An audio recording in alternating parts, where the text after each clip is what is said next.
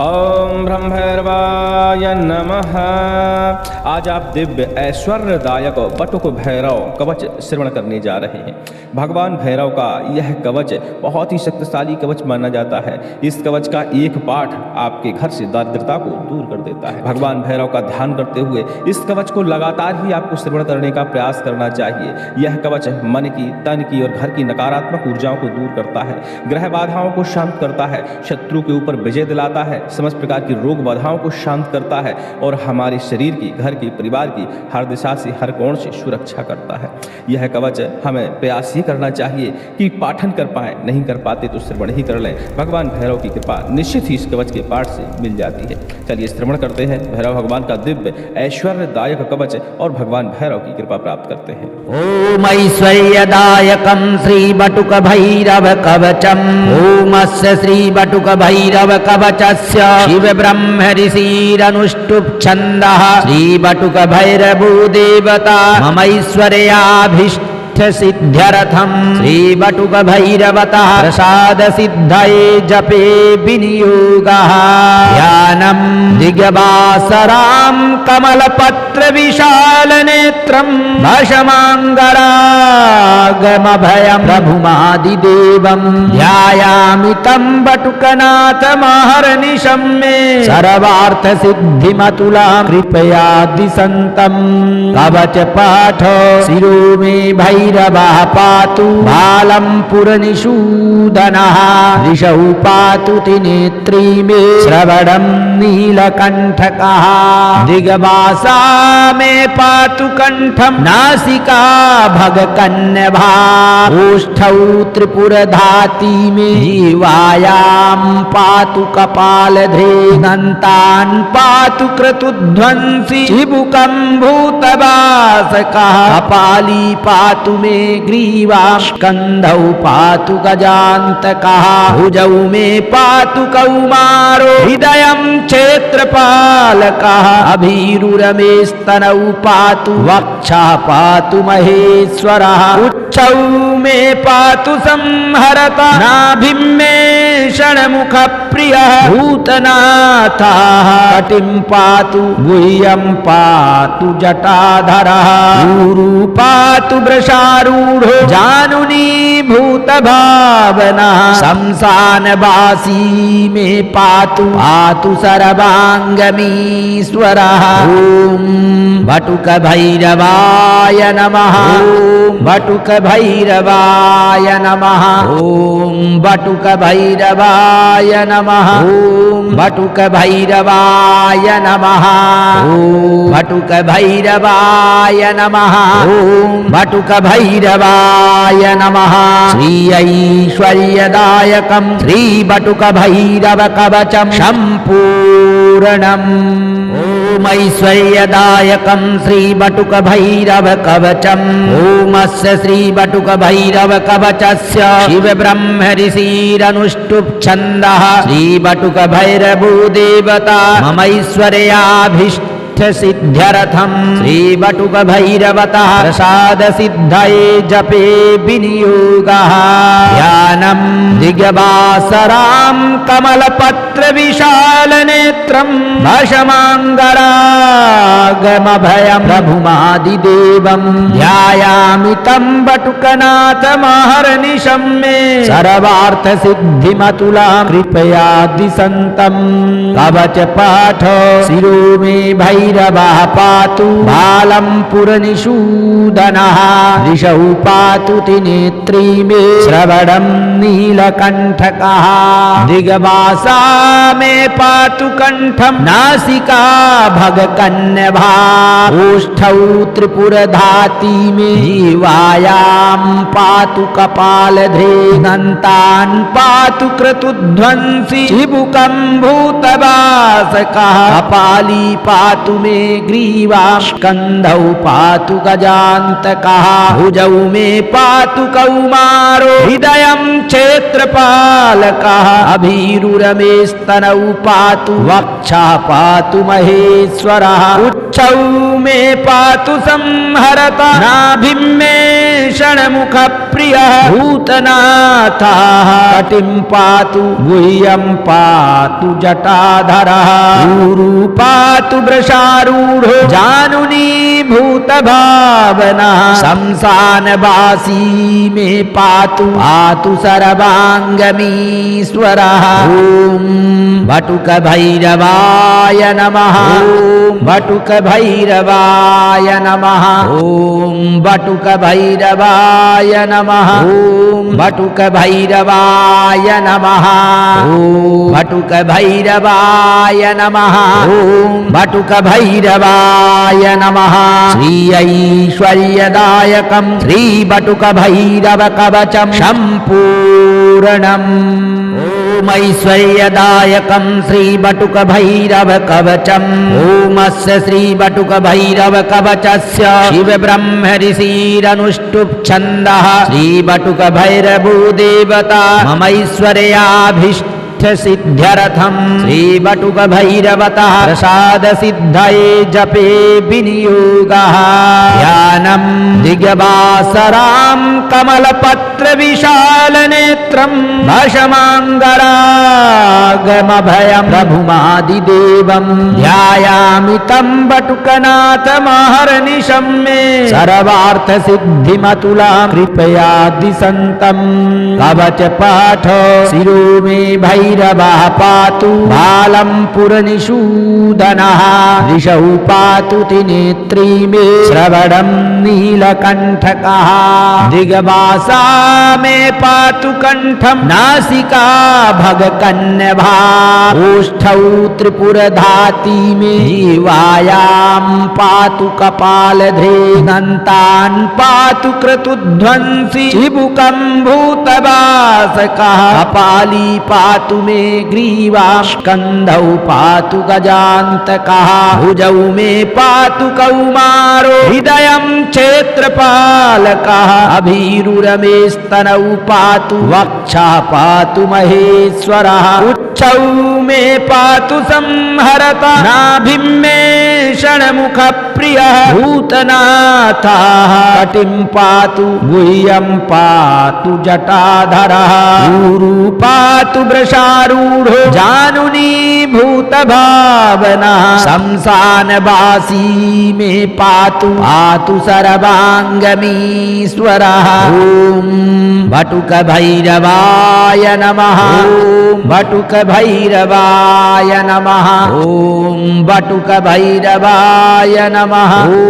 वटुकभैरवाय नमः ॐ वटुकभैरवाय नमः ॐ वटुकभैरवाय नमः श्री ऐश्वर्यदायकं श्री वटुकभैरव कवचं सम्पूर्णम् ऐश्वर्यदायकं श्री वटुकभैरव कवचम् ओमस्य श्री वटुकभैरव कवचस्य शिव ब्रह्म ऋषिरनुष्टुप् छन्दः श्री वटुकभैरवो देवता ममैश्वर्याभीष्ट सिद्ध्यर्थं श्री वटुकभैरवतः प्रसाद सिद्धये जपे विनियोगः ध्यानं दिग्वासरां कमलपत्र विशाल नेत्रं भशमाङ्गरागमभयं प्रभुमादिदेवं ध्यायामि तं वटुकनाथमहर्निशं मे सर्वार्थ सिद्धिमतुलां कृपया दिशन्तं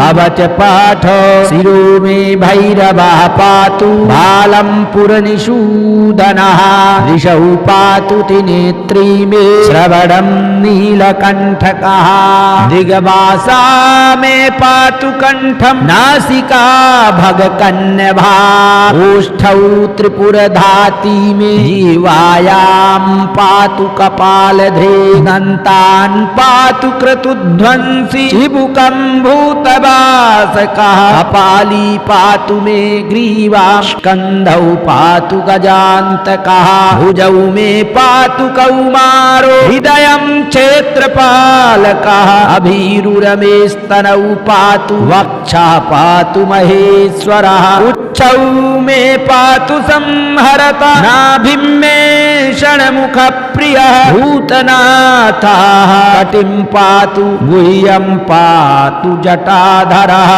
ऊरू पातु वृषारूढो जानुनी भूतभावनः शंसानवासी मे पातु पातु सर्वाङ्गमीश्वरः ॐ वटुकभैरवाय नमः ॐ वटुकभैरवाय नमः ॐ वटुकभैरवाय नमः ॐ वटुकभैरवाय नमः ॐ वटुकभैरवाय नमः ॐ वटुकभैरवाय नमः श्री ऐश्वर्यदायकं श्री वटुकभैरवकवचं सम्पूर्णम् ॐ ऐश्वर्यदायकं श्री वटुकभैरवकवचम् ॐ श्री वटुकभैरवकवचस्य शिवब्रह्म ऋषिरनुष्टुप् छन्दः श्री वटुकभैरवो देवता ममैश्वर्याभीष्ट सिद्ध्यर्थं श्री वटुकभैरवतः प्रसाद सिद्धये जपे विनियोगः ध्यानं दिग्वासरां कमलपत्र विशाल नेत्रं भशमाङ्गरागमभयं प्रभुमादिदेवं ध्यायामि तं वटुकनाथमहर्निशं मे सर्वार्थ सिद्धिमतुलां कृपया दिशन्तं कवच पाठ शिरो मे भैरवः पातु बालं पुरनिषूदनः ऋषौ पातु त्रिनेत्री मे श्रवणं नीलकण्ठकः दिग्वासा मे पातु कण्ठं नासिका भगकन्यभा ओष्ठौ त्रिपुरधाती मे जीवायां पातु कपालधे दन्तान् पातु क्रतुध्वंसी चिबुकं भूतवासकः कपाली पातु मे ग्रीवा स्कन्धौ पातु गजान्तकः भुजौ मे पातु कौमारो हृदयं क्षेत्रपालकः अभीरुरमे स्तनौ पातु वक्षः पातु महेश्वरः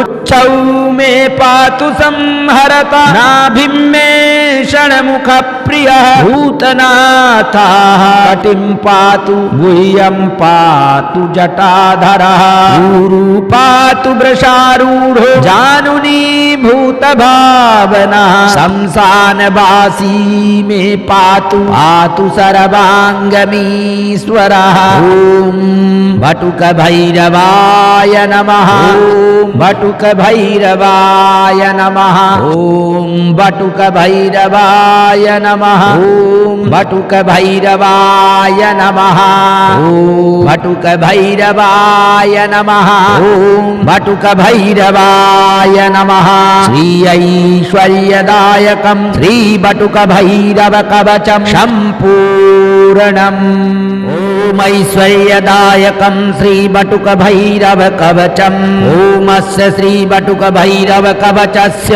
शिवब्रह्म ऋषिरनुष्टुप् छन्दः श्री वटुकभैरवो देवता ममैश्वर्याभीष्ट सिद्ध्यर्थं श्री वटुकभैरवतः प्रसाद सिद्धये जपे विनियोगः ध्यानं दिग्वासरां कमलपत्र विशाल नेत्रं भशमाङ्गरागमभयं प्रभुमादिदेवं ध्यायामि तं वटुकनाथमहर्निशं मे सर्वार्थ सिद्धिमतुलां कृपया दिशन्तं कवच पाठ शिरो मे भैरवः पातु बालं पुरनिषूदनः ऋषौ पातु त्रिनेत्री मे श्रवणं नीलकण्ठकः दिग्वासा मे पातु कण्ठं नासिका भगकन्यभा ओष्ठौ त्रिपुरधाती मे जीवायां पातु कपालधे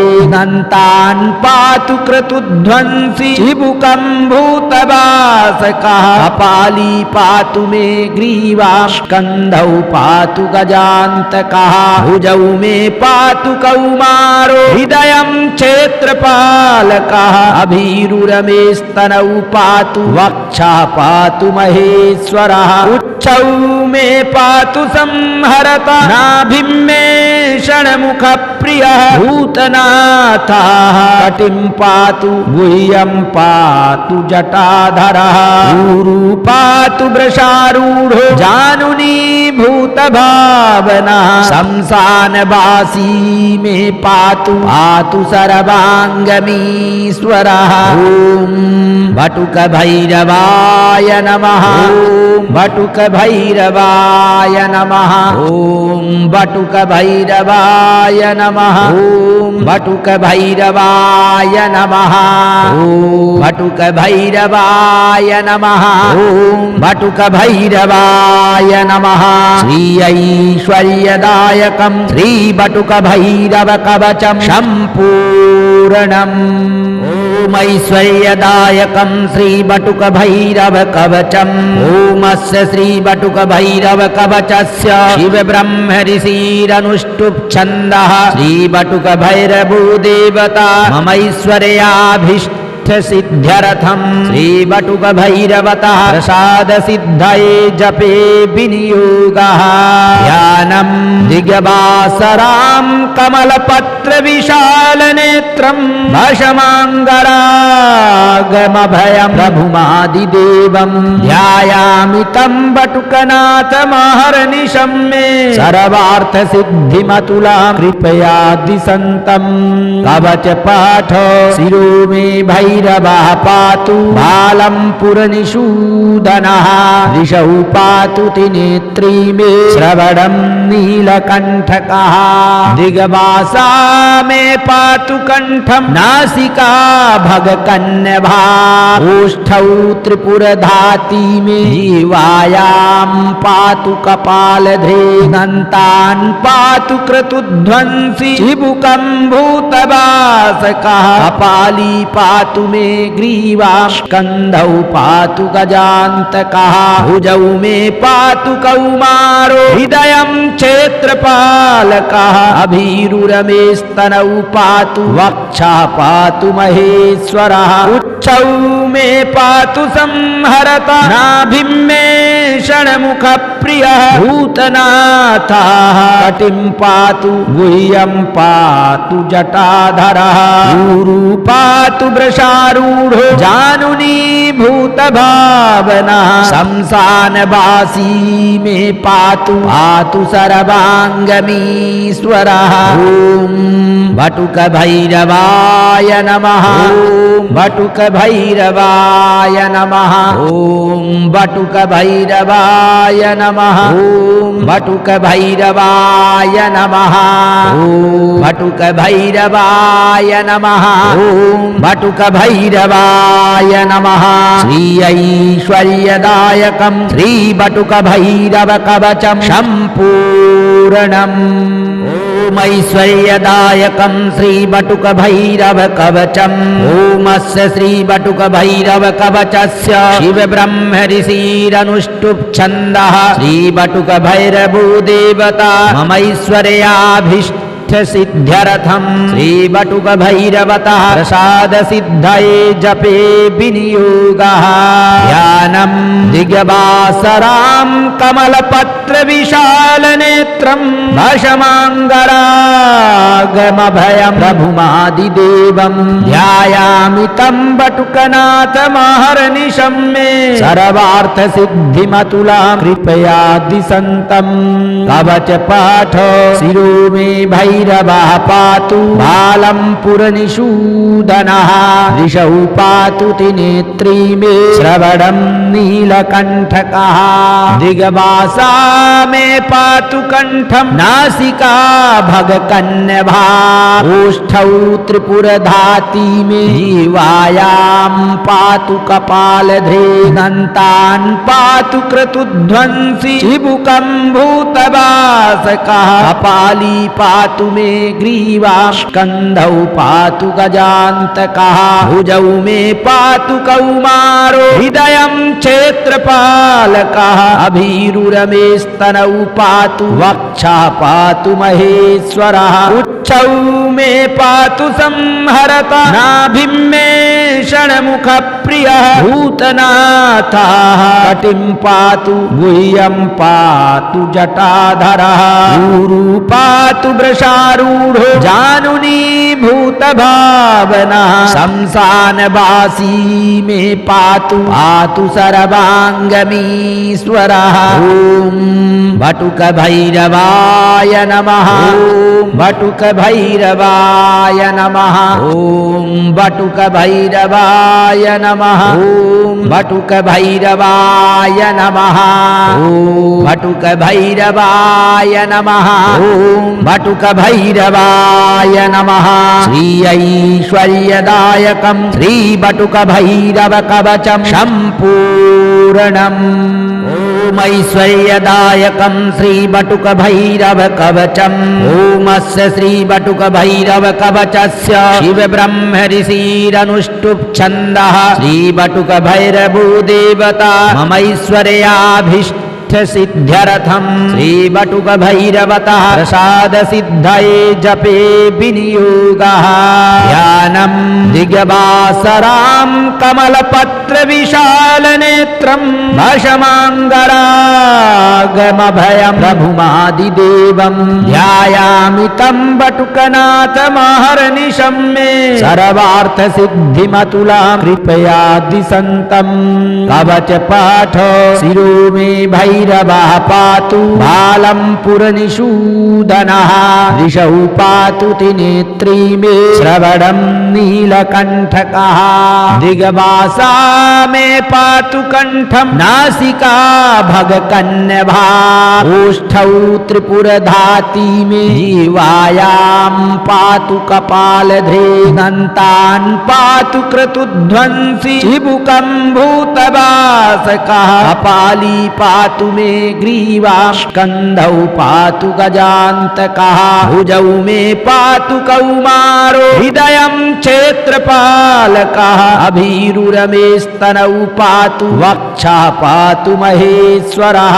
उच्चौ मे पातु संहरता नाभिं मे षण्मुखप्रियः भूतनाथः कटिं पातु गुह्यं पातु जटाधरः ऊरू पातु वृषारूढ़ो जानुनी भूत भावना शमशानवासी में पातु पातु सर्वांगमीश्वरः ओम बटुक भैरवाय नमः ओम बटुक भैरवाय नमः ओम बटुक भैरवाय नमः ओम बटुक भैरवाय नमः ओम बटुक भैरवाय नमः ओम बटुक भैरवाय नमः श्री ऐश्वर्यदायकं श्री बटुक भैरव कवचम संपूर्णम् ओम ऐश्वर्यदायकं श्री बटुक भैरव कवचम् ओमस्य श्री बटुक भैरव कवचस्य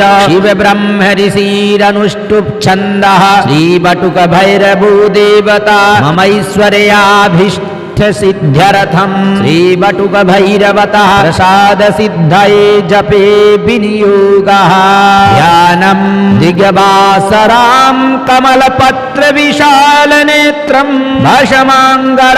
भशमाङ्गरागमभयं प्रभुमादिदेवं ध्यायामि तं बटुकनाथ महर्निशं मे सर्वार्थ सिद्धिमतुलां कृपया दिशन्तं कवच पाठ शिरो मे भैरवः पातु बालं पुरनिषूदनः ऋषौ पातु त्रिनेत्री मे श्रवणं नीलकण्ठकः दिग्वासा मे पातु कण्ठं नासिका भगकन्यभा ओष्ठौ त्रिपुरधाती मे जीवायां पातु कपालधे दन्तान् पातु क्रतुध्वंसी चिबुकं भूतवासकः कपाली पातु मे ग्रीवां स्कन्धौ पातु गजान्तकः भुजौ मे पातु कौमारो हृदयं क्षेत्रपालकः अभीरुरमे स्तनौ पातु वक्षः पातु महेश्वरः उच्च उच्चौ मे पातु संहरता नाभिं मे षण्मुख प्रियः भूतनाथः कटिं पातु गुह्यं पातु जटाधरः ऊरू पातु वृषारूढो जानुनी भूतभावनः शंसानवासी मे पातु सर्वाङ्गमीश्वरः ॐ वटुकभैरवाय नमः ॐ वटुकभैरवाय नमः ॐ वटुकभैरवाय नमः ॐ वटुकभैरवाय नमः ॐ वटुकभैरवाय नमः ॐ वटुकभैरवाय नमः श्री ऐश्वर्यदायकं श्रीवटुकभैरवकवचं सम्पूर्णम् ॐ ऐश्वर्यदायकं श्रीवटुकभैरवकवचम् ॐ श्रीवटुकभैरवकवचस्य शिवब्रह्म ऋषिरनुष्टुप् छन्दः श्रीवटुकभैरवो देवता ममैश्वर्याभीष्ट सिद्ध्यर्थं श्रीवटुकभैरवतः प्रसादसिद्धये जपे विनियोगः ध्यानं दिग्वासरां कमलपत्रविशालनेत्रं भशमाङ्गरागमभयं प्रभुमादिदेवं ध्यायामि तं वटुकनाथमहर्निशं मे सर्वार्थसिद्धिमतुलां कृपयादिसन्तं कवचपाठ शिरो मे भैरवः पातु बालं पुरनिषूदनः ऋषौ पातु त्रिनेत्री मे श्रवणं नीलकण्ठकः दिग्वासा मे पातु कण्ठं नासिका भगकन्यभा ओष्ठौ त्रिपुरधाती मे जीवायां पातु कपालधे दन्तान् पातु क्रतुध्वंसी चिबुकं भूतवासकः कपाली पातु मे ग्रीवा स्कन्धौ पातु गजान्तकः भुजौ मे पातु कौमारो हृदयं क्षेत्रपालकः अभीरुरमे स्तनौ पातु वक्षः पातु महेश्वरः उच्चौ मे पातु संहरता नाभिं मे षण्मुख प्रियः भूतनाथः कटिं पातु गुह्यं पातु जटाधरः ऊरू पातु वृषारूढो जानुनी भूतभावनः शंसानवासी मे पातु सर्वाङ्गमीश्वरः ॐ वटुकभैरवाय नमः ॐ वटुकभैरवाय नमः ॐ वटुकभैरवाय नमः ॐ वटुकभैरवाय नमः ॐ वटुकभैरवाय नमः ॐ वटुकभैरवाय नमः श्री ऐश्वर्यदायकं श्रीवटुकभैरवकवचं सम्पूर्णम् ॐ ऐश्वर्यदायकं श्रीवटुकभैरवकवचम् ॐ श्रीवटुकभैरवकवचस्य शिवब्रह्म ऋषिरनुष्टुप् छन्दः श्रीवटुकभैरवो देवता ममैश्वर्याभीष्ट सिद्ध्यर्थं श्रीवटुकभैरवतः प्रसादसिद्धये जपे विनियोगः ध्यानं दिग्वासरां कमलपत्रविशालनेत्रं भशमाङ्गरागमभयं प्रभुमादिदेवं ध्यायामि तं वटुकनाथमहर्निशं मे सर्वार्थसिद्धिमतुलां कृपयादिसन्तं कवचपाठ शिरो मे भैरवः पातु बालं पुरनिषूदनः ऋषौ पातु त्रिनेत्री मे श्रवणं नीलकण्ठकः दिग्वासा मे पातु कण्ठं नासिका भगकन्यभा ओष्ठौ त्रिपुरधाती मे जीवायां पातु कपालधे दन्तान् पातु क्रतुध्वंसी चिबुकं भूतवासकः कपाली पातु मे ग्रीवा स्कन्धौ पातु गजान्तकः भुजौ मे पातु कौमारो हृदयं क्षेत्रपालकः अभीरुरमे स्तनौ पातु वक्षः पातु महेश्वरः उच्चौ मे पातु संहरता नाभिं मे षण्मुख प्रियः भूतनाथः कटिं पातु गुह्यं पातु जटाधरः ऊरू पातु वृषारूढो जानुनी भूतभावना शंसानवासी मे पातु पातु सर्वाङ्गमीश्वरः ॐ वटुकभैरवाय नमः ॐ वटुकभैरवाय नमः ॐ वटुकभैरवाय नमः ॐ वटुकभैरवाय नमः ॐ वटुकभैरवाय नमः ॐ वटुकभैरवाय नमः श्री ऐश्वर्यदायकं श्रीवटुकभैरवकवचं सम्पूर्णम्।